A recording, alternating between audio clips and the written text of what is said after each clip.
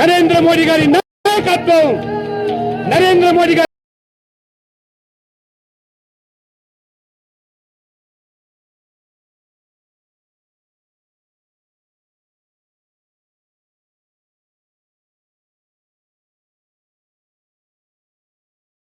మీకు కేంద్ర సర్వీసుల్లో కేంద్ర విద్యా సంస్థలు కూడా అవకాశాలు పొందుతున్నారని చెప్పి కూడా ఒక్కసారి బీజేపీని గెలిపించండి. 100 రోజుల్లో ఆ 27 కులాలను ఓబీసీ సెంట్రల్ లిస్ట్ లో జాబితాలు చేరుస్తాం. అదే రకంగా ఉత్తరాంధ్రకు సంబంధించినటువంటి 26 కులాలను కూడా ఖచ్చితంగా వారి రాష్ట్ర బీసీ జాబితాలో చేరుతామని చెప్పి కూడా ఈ సందర్భంగా నేను తెలియజేస్తూ, తెలంగాణలో ఈ సభ చూసిన తర్వాత బీసీలు ఒక సంకల్పం తీసుకున్నారు. బీసీని సీఎం చేసి బీజేపీని గెలిపిస్తారనే ఒక విశ్వాసాన్ని ఇవాళ మన ప్రధానమంత్రి నరేంద్ర మోడీ గారికి ఇవాళ మీరు కల్పిస్తా ఉన్నారు. నరేంద్ర మోడీ గారికి పెద్ద మనసుతో మీరు ధన్యవాదాలు తెలపడానికి ఇంత పెద్ద సంఖ్యలో వచ్చినందుకు కూడా మీకు ధన్యవాదాలు చెప్తూ, ఇప్పుడు బీసీలు డిసైడ్ అయిపోయినారు. తెలంగాణలో బీసీ సీఎం చేస్తామని బీసీలు డిసైడ్ అయితే వారికి అవకాశాలు కల్పించే పార్టీ అది భారతీయ జనతా పార్టీ. ఇవాళ బీసీల పార్టీగా గుర్తింపబోతున్నటువంటి భారతీయ జనతా పార్టీ. దాదాపు 13 మంది మహిళలకు సీట్లు ఇచ్చాం, మహిళా బీసీలకు 2 సీట్లు ఇచ్చాం. ఇది జనరల్ సీట్లో కూడా ఎస్సీలకు అవకాశం ఇచ్చే పార్టీ ఇది భారతీయ జనతా పార్టీ. కాబట్టి ఒక ఆదివాసీ మహిళను, ఆదివాసీ బిడ్డను రాష్ట్రపతి చేశాం, ఒక దళితుని రాష్ట్రపతి చేశాం, ఒక మైనార్టీ, ఒక శాస్త్రవేత్తను రాష్ట్రపతి చేశాం. అందుకనే మోదీ గారు చెప్పే సబ్కా సాత్ సబ్కా వికాస్, సామాజిక న్యాయం అనేది అది బీజేపీ ద్వారా సాధ్యం తప్పితే ఈ కాంగ్రెస్, బీఆర్ఎస్ లు కుటుంబ పార్టీలు కేవలం వారి కుటుంబ ప్రయోజనాల కోసం పాటుపడే పార్టీలు. కాబట్టి దయచేసి తెలంగాణ కోసం, దేశం కోసం పాటుపడేటువంటి బీజేపీకి ఒకసారి అవకాశం ఇవ్వాల్సిన కోరుకుంటూ మీ అందరూ కూడా ధన్యవాదాలతో సెలవు తీసుకుంటున్నాను. భారత్ మాతాకి.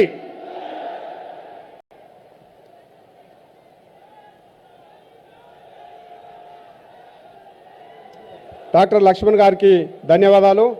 ఇప్పుడు కరీంనగర్ పార్లమెంటు సభ్యులు, జాతీయ ప్రధాన కార్యదర్శి గౌరవనీయులు బండి సంజయ్ కుమార్ గారిని మాట్లాడవలసిందిగా కోరుతా ఉన్నాను.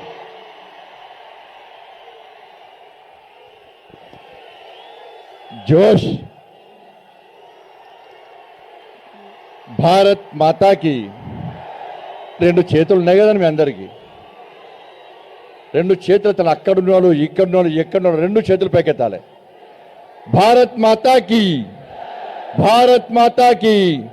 జై శ్రీరామ్, జై శ్రీరామ్. రామ లక్ష్మణ జానకి. వందే వందే. నరేంద్ర మోడీ గారి నాయకత్వం, నరేంద్ర మోడీ గారి నాయకత్వం, అమిత్ షా గారి నాయకత్వం, జేపీ నడ్డా గారి నాయకత్వం. వేదికమైనటువంటి భారతీయ జనతా పార్టీ రాష్ట్ర రథసారథి, కేంద్ర మంత్రివర్యులు శ్రీ జి కిషన్ రెడ్డి గారికి, జనసేన అధినేత గౌరవనీయులు పెద్దలు శ్రీ పవన్ కళ్యాణ్ గారికి, వేదికమైనటువంటి పెద్దలకు, ఇంత పెద్ద ఎత్తున వచ్చేసండి బీసీ సమాజానికి హృదయపూర్వక దండాలన్నా. బీసీలు తగ్గేదేలేనా? పాపం కేసీఆర్ గుండె దడదడ ఉంటుందో పెట్టడు. ఆలోచిస్తున్న తరుణంలో ఒక మహానుభావుడి దేశంలో ఉడికొచ్చిందన్న నరేంద్ర మోడీ గారు. గౌరవనీయులు పెద్దలు, మన ప్రియతమ నేత, ప్రపంచ దేశాలే బాస్గా భావించే మనందరి ప్రియతమ నాయకులు గౌరవనీయులు శ్రీ నరేంద్ర మోడీ గారికి ఒక బీసీ ముఖ్యమంత్రిని తెలంగాణ రాష్ట్రానికి ప్రకటించినటువంటి నిర్ణయం తీసుకున్నటువంటి మహానుభావుడు నరేంద్ర మోడీ గారికి అందరూ కరతాల దొరద గట్టిగా స్వాగతం పలుకుతున్నా. భారత్ మాతాకి. నరేంద్ర మోడీ గారి నాయకత్వం, నరేంద్ర మోడీ గారి నాయకత్వం. భారత్ మాతాకి. జై శ్రీరామ్, జై తెలంగాణ.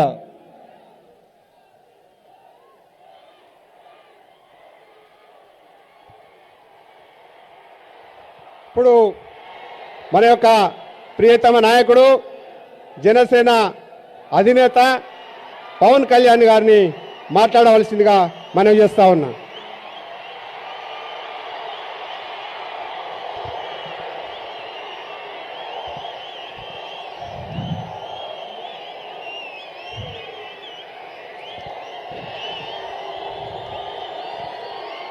జై తెలంగాణ, జై భారత్. వేదికను అలంకరించిన గౌరవనీయులు ప్రధానమంత్రి, నాకు ఇష్టమైన నాయకులు, పోరాట యోధుడు, దేశాన్ని వెన్నెముక్కే ఉత్తేజం తెచ్చిన మహానుభావుడు శ్రీ నరేంద్ర మోదీ గారికి హృదయపూర్వక నమస్కారాలు. వేదికను అలంకరించిన భారతీయ జనతా పార్టీ నాయకులందరికీ పేరు పేరు నా హృదయపూర్వక నమస్కారం. సకల జనులు సమరం చేస్తే 4 కోట్ల మంది రోడ్డు మీదకి వస్తే తెలంగాణ రాష్ట్రం వచ్చింది. జల్ జంగల్ జమీన్ అంటూ జంగ్ సైరన్ మోగించిన కొమరం భీం పోరాటమైన, సాయుధ రైతాంగ సమరమైన, 6 దశాబ్దాలు సాగిన తెలంగాణ ఉద్యమమైన, వెట్టికి దోపిడికి బానిసత్వ విముక్తి కోసమే సాగింది. ఆత్మగౌరవం, అణగారిన వర్గాల బతుకు కోసం, అస్తిత్వం కోసమే సాగాయి. నీళ్లు, నిధులు, నియామకాల కోసం సాగిన సమరం తెలంగాణ ఉద్యమం. తెలంగాణ సాధించుకోవడంలో విజయం సాధించాము కానీ తెలంగాణ నినాదాలను నిజం చేసుకోవడంలో విజయం సాధించామా లేదా అన్నది ఒక ప్రశ్న. నీళ్లు, నిధులు, నియామకాలు అందరికీ చేరే అన్నదే ప్రశ్న. దశాబ్దం క్రిందట తెలంగాణ సాధించుకున్న తర్వాత కూడా నేను చూస్తున్నది 2 తెలుగు రాష్ట్రాల్లో కూడా ఎప్పుడూ ఎన్నికల వాతావరణమేనా. 5 సంవత్సరాలకి ఎన్నికలు అన్నట్టుగా ఉండాలి కానీ 5 సంవత్సరాలు ఎన్నికలు అన్నట్టుగా ఉండకూడదు.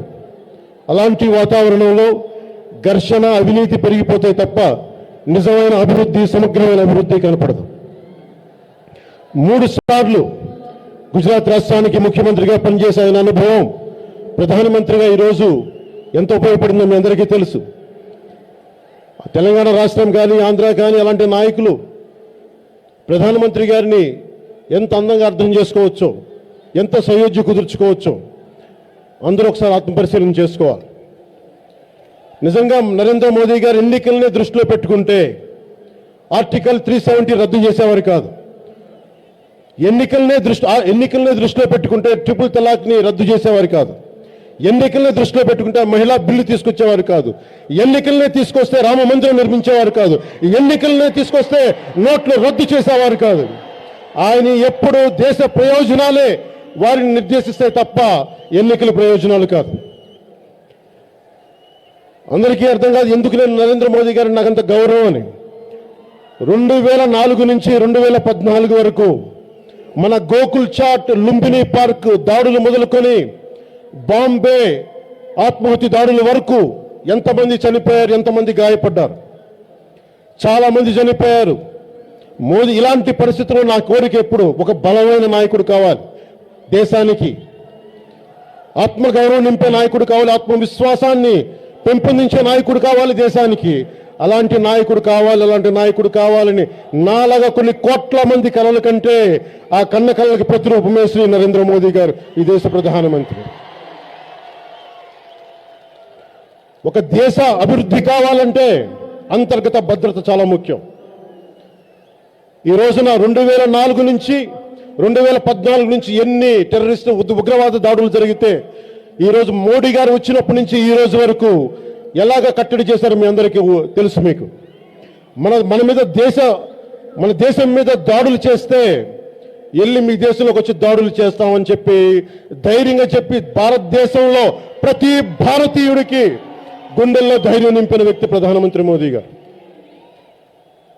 ఈరోజు ఆయన పథకాలు జల్ జీవన్ మిషన్, స్వచ్ఛ భారత్, ఉజ్వల్ యోజన, గరీబ్ కళ్యాణ్ యోజన, జనధన్ యోజన, ఆయుష్మాన్ భారత్ ఇలాంటివన్నీ ఎంత ఉపయోగపడ్డాయి దేశానికి అని.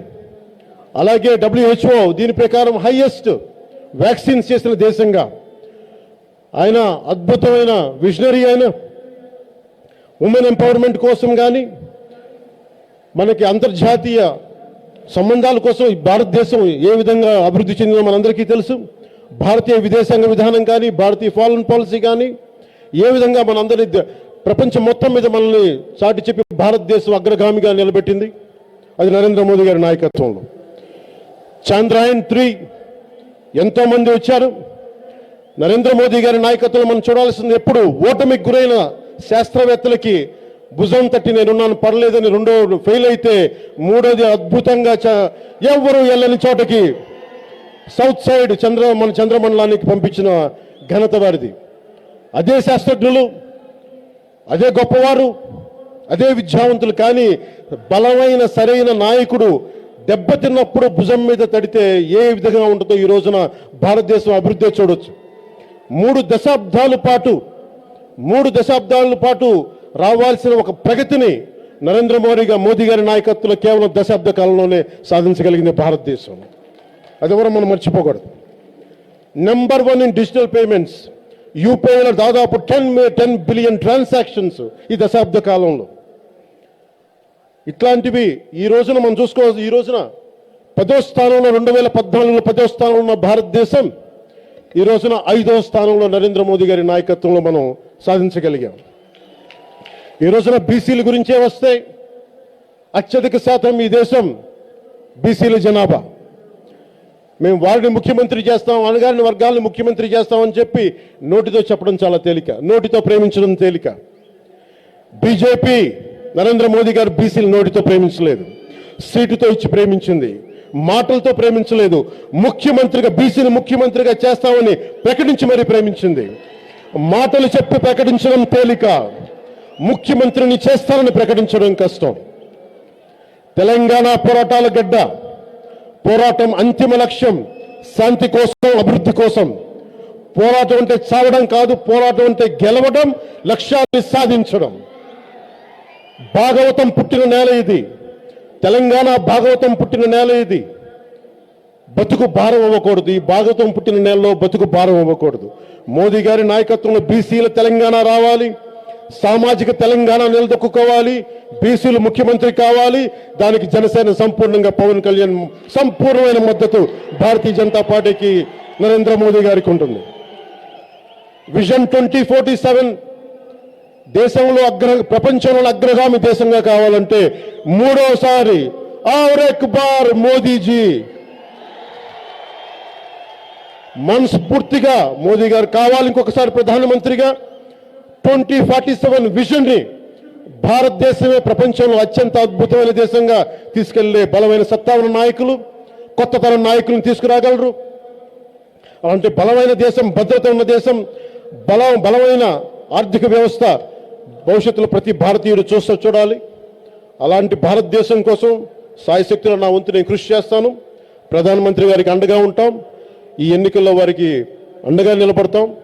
మాకు వారితో కలిసి పోటీ చేసేందుకు అవకాశం ఇచ్చిన ప్రతి నాయకులందరికీ, పేరు పేరున కిషన్ రెడ్డి గారికి, లక్ష్మణ్ గారికి, బండి సంజయ్ గారికి, ప్రతి ఒక్కరికి పేరు పేరున నా హృదయపూర్వక ధన్యవాదాలు తెలుపుకుంటూ, అమిత్ షా గారికి ప్రత్యేకమైన ధన్యవాదాలు తెలుపుకుంటూ, నాకు ఇష్టమైన నాయకుడు, నా అన్న, పెద్దన్నతోనే సమానంగా నేను చూసుకొని, కేవలం నాయకులుగానే కాదు, నాకు అంత అండగా చూసుకునే, నాకు ధైర్యం ఇచ్చి రాజకీయాల్లో నాకు బలమైన భుజం తట్టిన నాకు నాయకులు, నేను ఎక్కడో మీ అందరిలాగే ఒక కూర్చొని ఇలాంటి వ్యక్తి ఒక బలంగా కావాలి. గుజరాత్లో ఆయన స్పీచెస్ ఉన్నప్పుడు ఇలాంటి వ్యక్తి ప్రధానమంత్రి కావాలని కోరుకొని నేను వెళ్ళి కలిసి ఈ రోజు 2014 తర్వాత 2023లో ఇదే వేదిక పైన కూర్చొని మోదీ గారి పక్కన మనస్ఫూర్తిగా నాకు ఈ స్థానం ఇచ్చినందుకు మనస్ఫూర్తిగా మోదీ గారికి పేరు పేరున ధన్యవాదాలు తెలుపుకుంటూ, ఔర్ ఎక్ బార్ మోదీజీ ఆనా చాహియే అని చెప్పుకుంటూ తెలియజేసుకుంటూ సెలవు తీస్తున్నాను.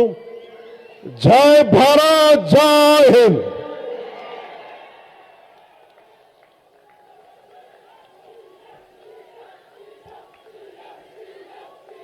గౌరవనీయులు రాష్ట్ర అధ్యక్షులు, కేంద్ర మంత్రివర్యులు కిషన్ రెడ్డి గారిని మాట్లాడవలసిందిగా విజ్ఞప్తి చేస్తా ఉన్నాను. అందరు కూడా 2 చేతులెత్తి ఈరోజు నినాదాలు ఇవ్వాలి. భారత్ మాతాకి. చాలా మంది ఎత్తడం లేదు. భారత్ మాతాకి, భారత్ మాతాకి. భారతీయ జనతా పార్టీ, నరేంద్ర మోడీ గారి నాయకత్వం. జై శ్రీరామ్, జై శ్రీరామ్.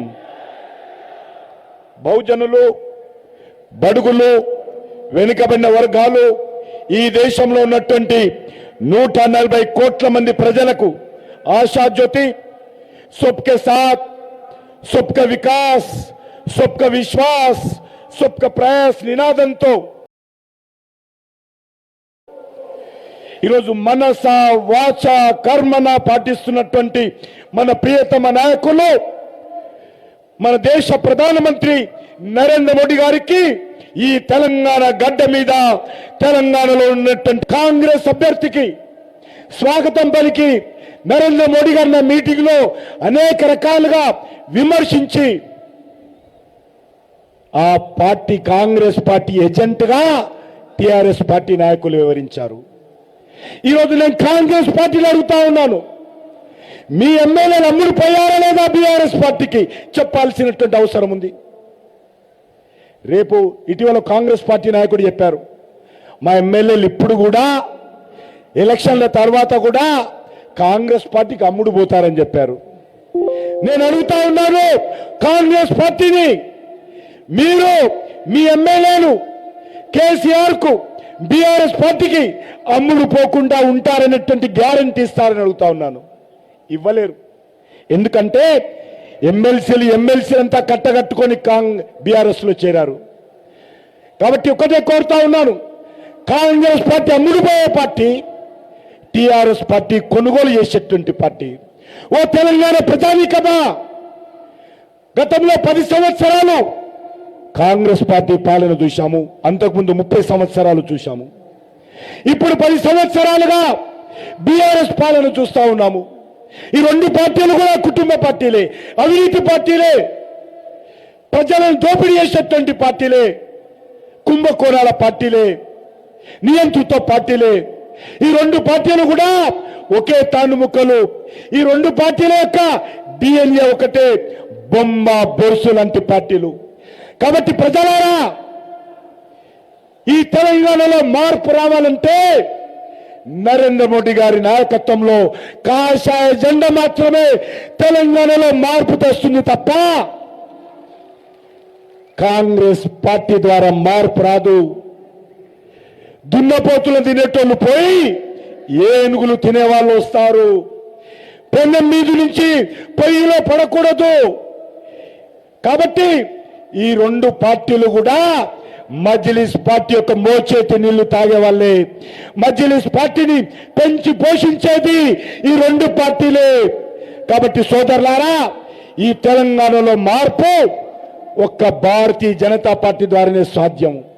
తెలంగాణ అమరవీరుల ఆకాంక్షలు భారతీయ జనతా పార్టీ ద్వారానే సాధ్యము. తెలంగాణ ప్రజల యొక్క ఏదైతే తెలంగాణ రాష్ట్ర సాధన కోసం పోరాటం చేశారో అది భారతీయ జనతా పార్టీ ద్వారానే వాళ్ళ ఆకాంక్షలు నెరవేరుతాయి. కాబట్టి ఒక ప్రజాస్వామ్య ప్రభుత్వము గ్రామ పంచాయతీ నుంచి ఢిల్లీ వరకు ఒక నీతివంతమైనటువంటి ప్రభుత్వం ఇస్తాం. అంతేకాదు, ఈ రాష్ట్రంలో స్వాతంత్రం వచ్చిన తర్వాత మొదటిసారి భారతీయ జనతా పార్టీ ద్వారా ఒక బీసీ ముఖ్యమంత్రి రాబోతున్నాడని మనం చేస్తున్నాను. బీసీ ముఖ్యమంత్రి రాబోతున్నాడు. ఖచ్చితంగా ఈ రాష్ట్రంలో భారతీయ జనతా పార్టీ అన్ని రకాలుగా ప్రజలకు సేవ చేస్తుంది. కాబట్టి ప్రజలను కలిసే ముఖ్యమంత్రి ఉంటాడు, నీతివంతమైన ముఖ్యమంత్రి ఉంటాడు, ప్రజాస్వామ్య పద్ధతిగా పనిచేసే ముఖ్యమంత్రి వస్తాడు. ఆ రకమైనటువంటి ప్రభుత్వం ఇస్తామని చెప్పి కోరుకుంటూ, తెలంగాణ ప్రజలారా ఆలోచించి భారతీయ జనతా పార్టీని ఆశీర్వదించండి, నరేంద్ర మోడీ గారిని ఆశీర్వదించని చెప్పి కోరుకుంటూ సెలవు తీసుకుంటున్నాను. భారత్ మాతాకి.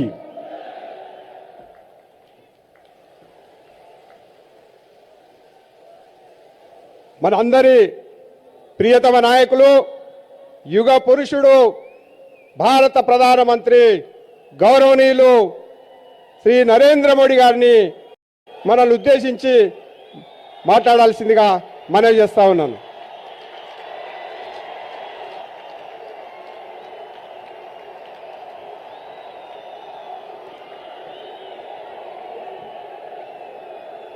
भारत माता की,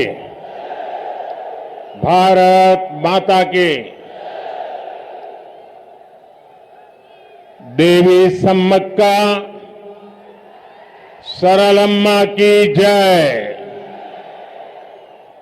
यदाद्री लक्ष्मी नरसिम्हा स्वामी की सकल जनसभाకు వచ్చిన తెలంగాణ బంధువులు కూడా शुभाकांक्षुలు। तेलंगाना की इस महान धरती को मैं आदरपूर्वक नमन करता हूं। ऐसा लग रहा है जैसे मैं अपने कुटुंब के बीच आ गया हूं, अपने परिवार के बीच आ गया हूं। आप सभी तो मेरा परिवार हो। నా కుటుంబ సభ్యులారా, बीसी आत्मगौरव सभा इसका हिस्सा बनना मैं अपना सौभाग्य मानता हूं। और ये धरती, ये मैदान, इसका मेरे जीवन में बहुत बड़ा स्थान है। 2013 में आप सबने मुझे बुलाया था इसी मैदान में, और आप लोगों ने टिकट रखा था कि जो मोदी जी की सभा में आना चाहता है उसको टिकट लेना पड़ेगा, पैसा देना पड़ेगा। हिंदुस्तान के राजनीतिक जीवन की ये पहली और सबसे बड़ी घटना थी, और पूरे विश्व में खबर फैल गई, हिंदुस्तान के जन जन में पहुंच गई, और एक प्रकार से इसी मैदान में मोदी को प्रधानमंत्री बनाने की पक्की नींव रखने का काम हैदराबाद ने, इसी मैदान ने आप लोगों ने किया था। और मैं आज विश्वास से कहता हूं, जिस मैदान से मिले आशीर्वाद,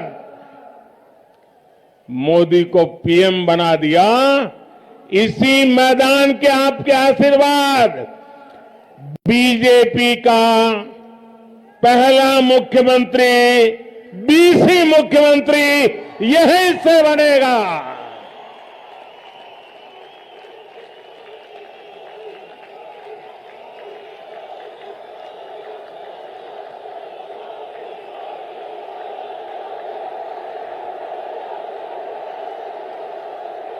मंच पर मेरे साथ पवन है, लेकिन मैदान में आंधी है।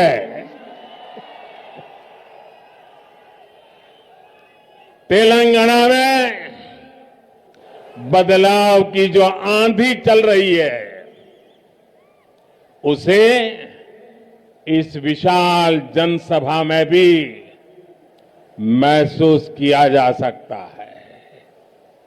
आप लोग तेलंगाना के कोने कोने से आए हैं और अपने साथ एक स्पष्ट संदेश भी लाए हैं।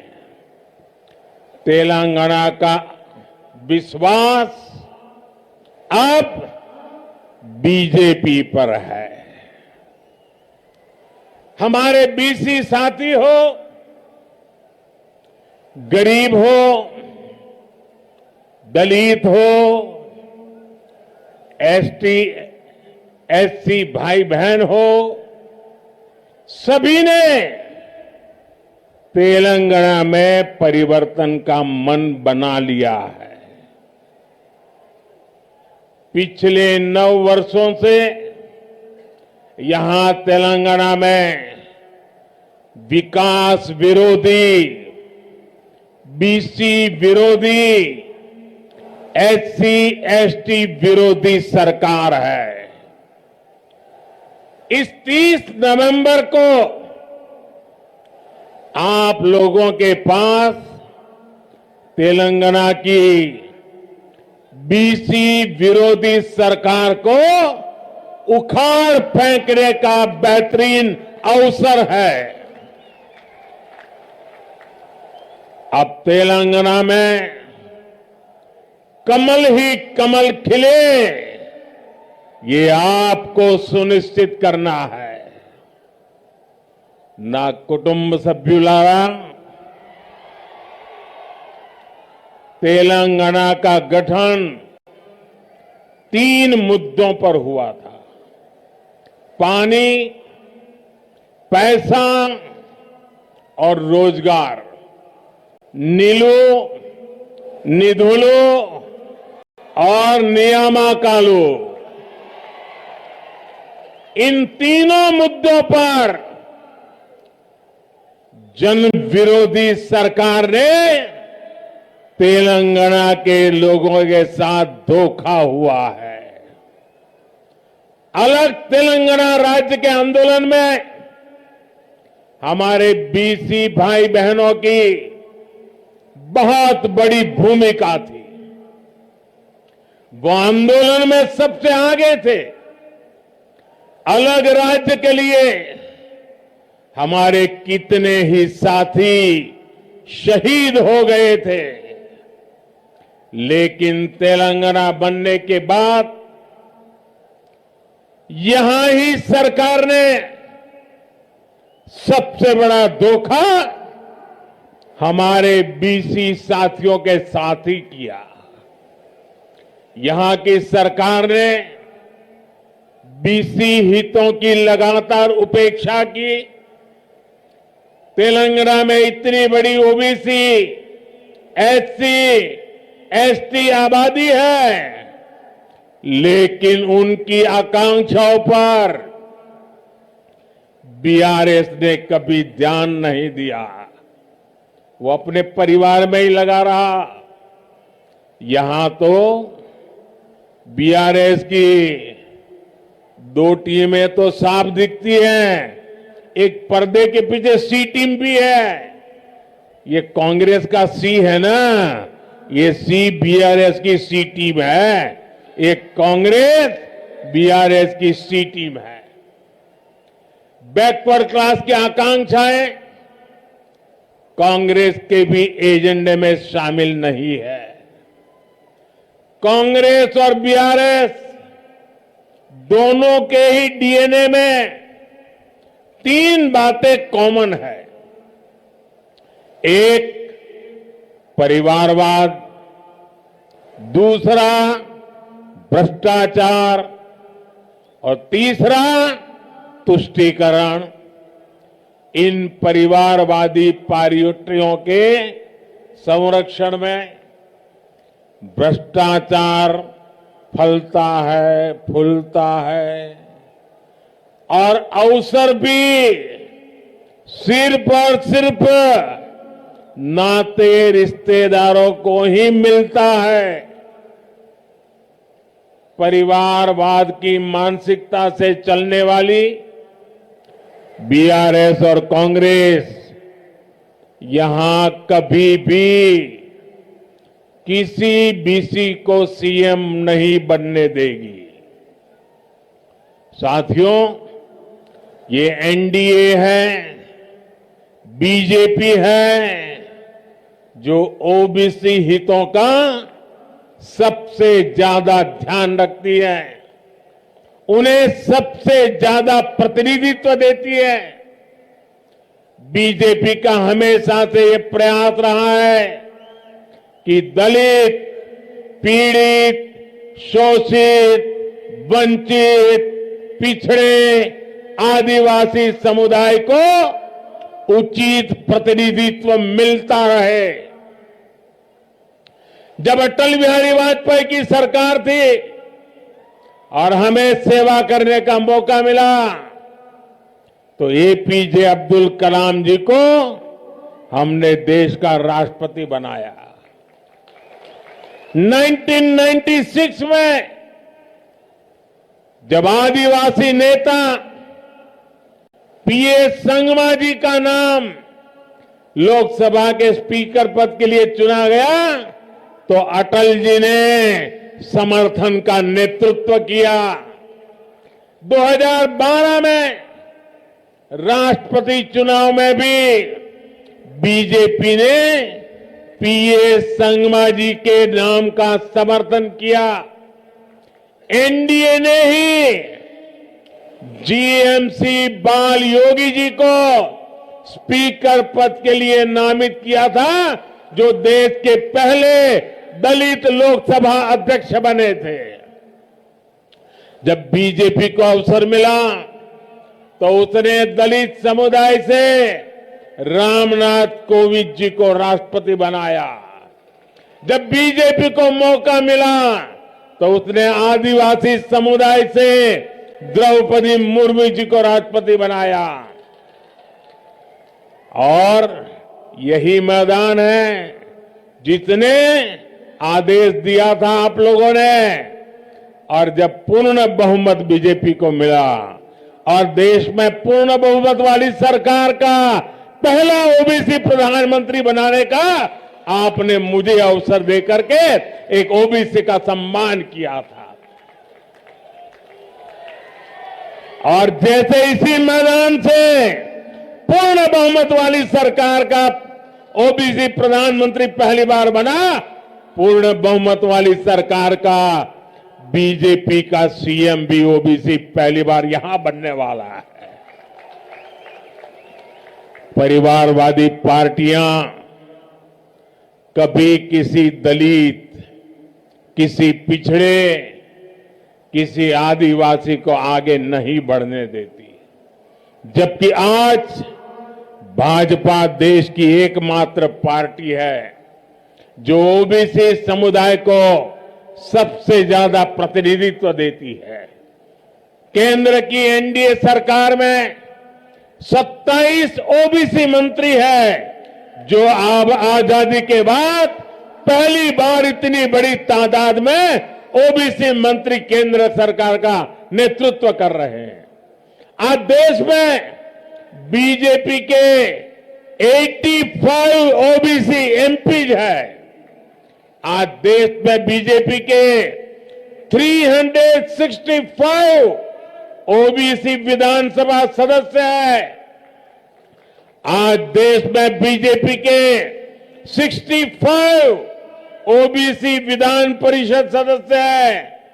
तेलंगाना में भी बीजेपी अपने बीसी साथियों के हितों का सबसे ज्यादा ख्याल रख सकती है, कोई और पार्टी नहीं कर सकती। आप लोग खुद साक्षी हैं कि यहां तेलंगाना में बैकवर्ड क्लास को आगे बढ़ने के लिए सही संसाधन नहीं दिए जाते। बैकवर्ड क्लास के युवाओं को नौकरी देने में भी तेलंगाना सरकार गंभीर नहीं है। बैकवर्ड क्लास के युवाओं का भी स्किल डेवलपमेंट हो, इस पर भी तेलंगाना सरकार उतना ध्यान नहीं देती। बीसी कल्याण के लिए यहां बीआरएस ने हर साल 1000 करोड़ रुपए का फंड देने का वादा किया था। अब बताइए, क्या इनमें से किसी वादे को पूरा किया क्या? कोई वादा पूरा किया क्या? एक भी वादा पूरा किया क्या? साथियों, कांग्रेस और बीआरएस ने कभी भी पिछड़ा वर्ग को निर्णय लेने का अधिकार नहीं दिया, कभी उनका मान नहीं बढ़ाया। ये भाजपा है जिसने ओबीसी कमीशन को संवैधानिक दर्जा दिया। ये भाजपा ही है जिसने ओबीसी आरक्षण संशोधन बिल को सदन से पास कराया। इस बिल की वजह से राज्य सरकारों को ओबीसी लिस्ट तैयार करने का अधिकार मिला है।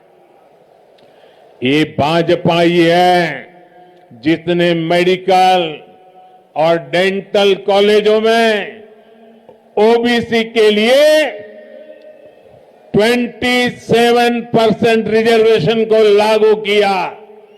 हमारी ये कदम सोशल जस्टिस, सामाजिक न्याय की दिशा में हमारे कमिटमेंट के प्रमाण है। जब हम गांवों में महिलाओं के सम्मान के लिए करोड़ों शौचालय बनवाते हैं, जब हम करोड़ों महिलाओं को धुएं से मुक्ति दिलाते हैं, जब करोड़ों गरीबों को अपना पक्का घर मिलता है, जब करोड़ों गरीबों तक पक्की सड़कें पहुंचती है, जब करोड़ों लोगों को 5 लाख रुपए के मुफ्त इलाज की गारंटी मिलती है, तो इसका बहुत बड़ा लाभ बैकवर्ड कम्युनिटी को ही मिलता है। समाज के हर वर्ग को आगे बढ़ाने, सम्मान के साथ जीने और न्याय पाने का अवसर मिले, यही भाजपा का प्रयास है। इसलिए आज बीसी, एससी, एसटी, गरीब, वंचित, शोषित वर्ग का हर व्यक्ति भाजपा के संकल्प के साथ खड़ा है। साथियों, हमारे बीसी समुदाय में बहुत बड़ी संख्या में विश्वकर्मा भाई बहन भी आते हैं। विश्वकर्मा साथियों के बिना रोजमर्रा का जीवन की कल्पना भी नहीं की जा सकती। हमारे कुम्हार हो, सुनार हो, सुथार हो, मूर्तिकार हो, कपड़े धोने वाले हो, कपड़े सिलने वाले हो, जूते बनाने वाले हो, बाल काटने वाले हो, ऐसे बहुत से साथी बीसी समुदाय से ही आते हैं। ऐसे लोगों के लिए ही भाजपा सरकार ने पीएम विश्वकर्मा योजना बनाई है। इस योजना के तहत हमारे विश्वकर्मा भाइयों बहनों पर 13,000 करोड़ रुपए खर्च किए जाएंगे। इससे उन्हें अपना जीवन स्तर उठाने में, अपने जीवन से अन्य परेशानियां दूर करने में बहुत बड़ी मदद मिलेगी। ना कुटुंब सभ्युलारा कहते हैं अहंकार किसी का भी हो उसको टिकने नहीं देता है। बीआरएस के नेताओं में भी वही अहंकार दिखता है। 2019 के लोकसभा चुनाव में तेलंगाना के लोगों ने ऐसे अहंकारी सीएम को अपने वोट की ताकत से जवाब दिया था। इसी बौखलाहट में यहां के नेता मोदी को गाली देते रहते हैं। बीआरएस के भ्रष्टाचार के तार दिल्ली के शराब घोटाले से भी जुड़े हुए हैं। जांच एजेंसियों ने जब उनके भ्रष्टाचार की जांच शुरू की तो ये लोग जांच एजेंसियों को भी गालियां देने लगे। लेकिन आज मैं ऐसे लोगों को डंके की चोट पर कहना चाहता हूं, भ्रष्टाचार के खिलाफ कार्रवाई होके रहेगी। जिन्होंने जनता को लूटा है उनको लौटाना ही पड़ेगा। और मेरे तेलंगाना के भाइयों बहनों, ये मोदी की गारंटी है। साथियों, बीआरएस और कांग्रेस अलग अलग नहीं है, एक ही सिक्के की दो बाजू है। कांग्रेस ने 7 दशक में परिवारवाद और भ्रष्टाचार का जो मॉडल डेवलप किया, बीआरएस उसी पर चल रही है। दोनों की मंशा मिलकर राज्य की संपत्ति को लूटने की है। ये दोनों पार्टियां अपने बेटा बेटी को आगे बढ़ाने में लगी है। उन्हें आपके बेटे बेटियों की कोई परवाह नहीं है। बीआरएस ने सत्ता में आने के लिए जो बड़े बड़े वादे किए थे, उनमें से किसी वादे को पूरा नहीं किया। तेलंगाना की सरकार ने युवाओं के साथ सबसे बड़ा विश्वासघात किया है। टीएस पीएससी परीक्षा की तैयारी कर रहे छात्रों को 9 वर्षों से सिर्फ और सिर्फ धोखा मिल रहा है। छात्रों ने वर्षों तक परीक्षा होने का इंतजार किया और जब परीक्षा का ऐलान हुआ तो पेपर लीक हो गया। बीआरएस की नाकामी ने तेलंगाना की एक पूरी पीढ़ी का भविष्य बर्बाद कर दिया। और ये हाल सिर्फ एक परीक्षा का नहीं है, राज्य में होने वाली हर परीक्षा में गड़बड़ी इस सरकार की पहचान बन गई है। आज युवा पूछ रहे हैं, बीआरएस के रोजगार के वादे का क्या हुआ? हर महीने बेरोजगारी भत्ता देने का वादा करके बीआरएस ने इस वादे को भी पूरा नहीं किया।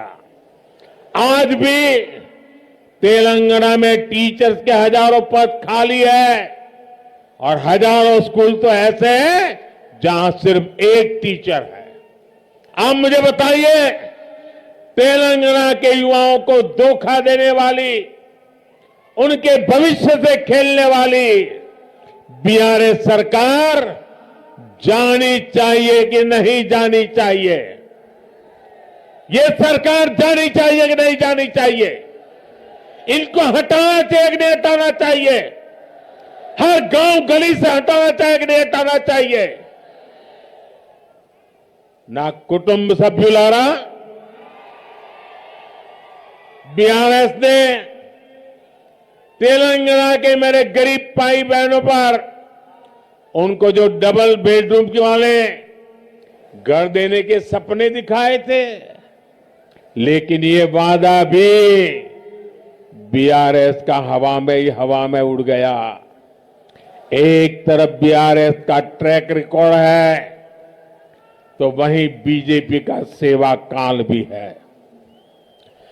केंद्र में बीजेपी सरकार ने हमारे पिछले 9 साल के सेवा काल में गरीबों को 4 करोड़ पक्के घर बना करके दिए हैं। पीएम आवास योजना अर्बन के तहत तेलंगाना में भी शहरों में 2,50,000 से ज्यादा घर बने हैं। हमने गरीब की हर चिंता का, हर जरूरत का ध्यान रखा है। 3-4 दिन पहले ही हमने ये भी तय किया है कि पीएम गरीब कल्याण अन्न योजना को, आप जानते हो, जब कोविड का कालखंड था, पूरी दुनिया जिंदगी और मौत का संकट झेल रही थी। परिवार में एक व्यक्ति दूसरे को मिल नहीं पा रहा था, कामकाज ठप हो चुके थे। तब गरीबी से निकला हुआ मोदी, जो गरीबी को भली भांति जानता है, समझता है, गरीबी को जी करके आया है, उसने तय किया कितना ही संकट क्यों ना आ जाए, मैं गरीब के बच्चों को भूखे नहीं सोने दूंगा। मैं गरीब का चूल्हा कभी बुझने नहीं दूंगा। और इसलिए हमने गरीबों के लिए मुफ्त अन्न की योजना शुरू की। आज भी इस देश के 80 करोड़ लोगों को मुफ्त अनाज दिया जाता है और ये योजना ये दिसंबर में पूरी होने वाली है। दिसंबर में योजना पूरी हो रही है, लेकिन गरीबी को जानने वाला मोदी गरीबों को ऐसे असहाय नहीं छोड़ सकता है। और इसलिए मैंने संकल्प किया है, मैंने निश्चय किया है कि गरीबों को जो आज अन्न मिल रहा है उसे आने वाले 5 साल के लिए और बढ़ाया जाएगा। 5 साल और बढ़ाया जाएगा। आप सब अपना मोबाइल फोन निकाल करके फ्लैश चालू कीजिए।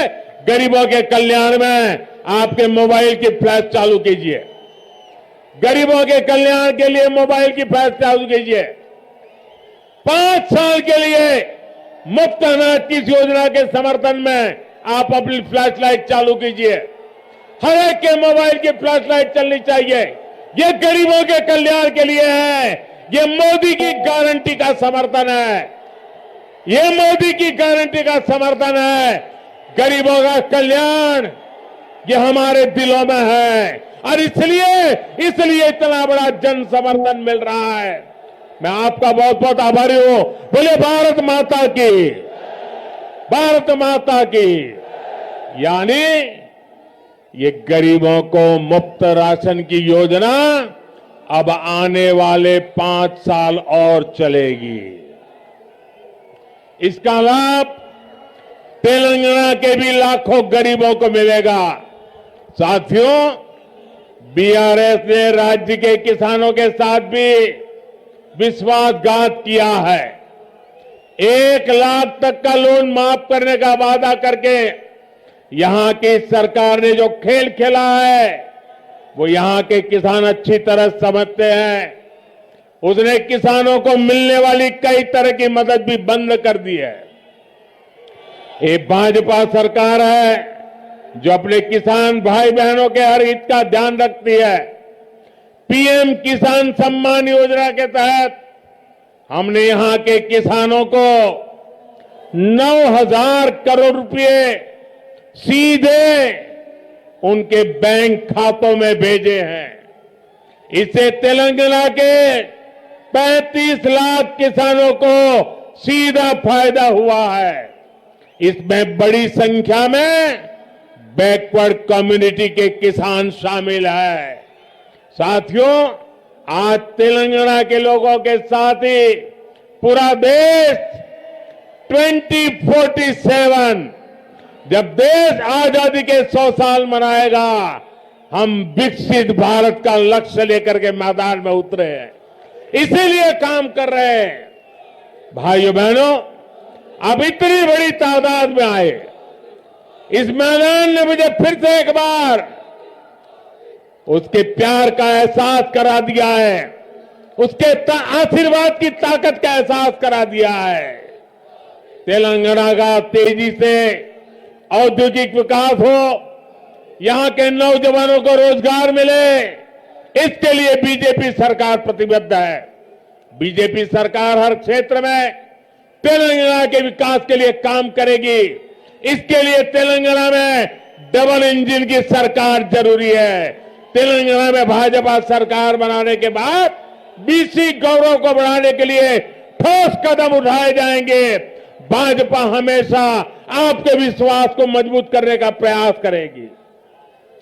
विश्वास की इस लहर को आप तेलंगाना के जन जन तक, कोने कोने तक लेकर के जाइए।